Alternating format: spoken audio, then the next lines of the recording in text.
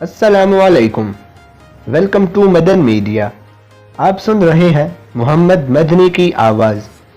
आज की इस वीडियो में मैं आपको पाकिस्तान के तमाम फौजी एजाज़ात के बारे में बताऊंगा, तो वीडियो को पूरी देखिएगा। तो शुरू करते हैं अपनी आज की वीडियो। हर साल यौम पाकिस्तान के मौका पर पाकिस्तानियों को सिविल और अस्करी एजाज़ात से नवाजा जाता है। अभी तक किसी जिंदा मर्द मुजाहिद को निशान हैदर नहीं मिला। कौम के जिन सपूतों ने मुल्क की दिफा की खातिर अपनी जानों का नजराना पेश किया, उनके लिए शहादत का रुतबा पाना एक एजाज़ था। आज हम आपकी मालूमात में इजाफा के लिए पाकिस्तान के अहम सिविल और फौजी एजाज़ात का जिक्र करेंगे। सबसे पहले है निशान हैदर।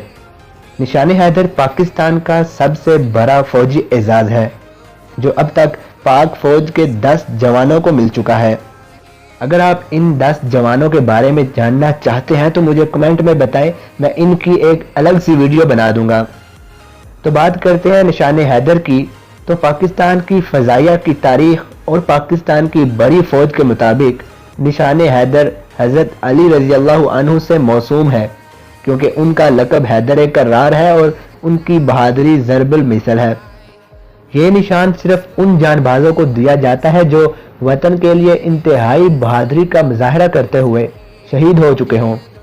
26 अप्रैल 1948 को कश्मीर जंग में शहीद होने वाले नाइक सैफ अली जंजुआ को हिलाल कश्मीर का एजाज़ दिया गया था, जिसे बाद में निशान हैदर के मसावी करार दिया गया।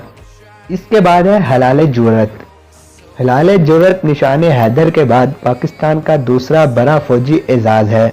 ये एजाज़ 1957 में पाकिस्तान के इस्लामी जमहूरिया बनने के बाद शुरू किया गया।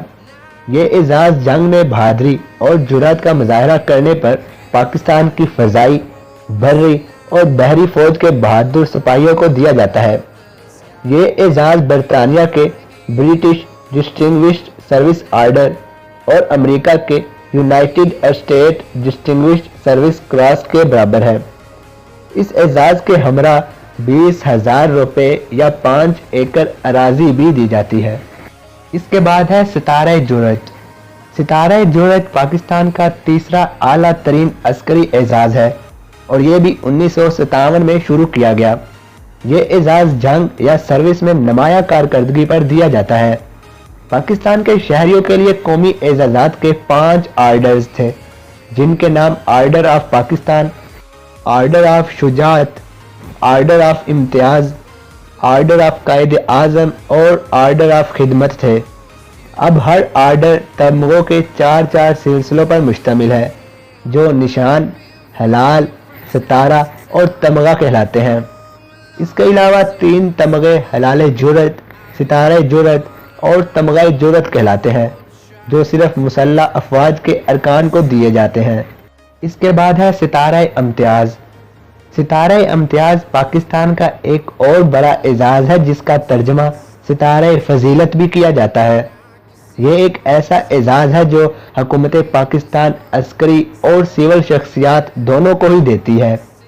सिविल शख्सियात को ये एजाज़ उनकी अदब, फ़नून लतीफ़ा, खेल, तिब या साइंस के मैदान में नुमाया खिदमात के एतराफ़ में दिया जाता है। इस एजाज़ का ऐलान साल में एक दफ़ा यौम आज़ादी के मौका पर किया जाता है और यौम पाकिस्तान के मौका पर सदर पाकिस्तान इस एजाज़ से मुंतखब करदा शख्सियात को नवाजते हैं।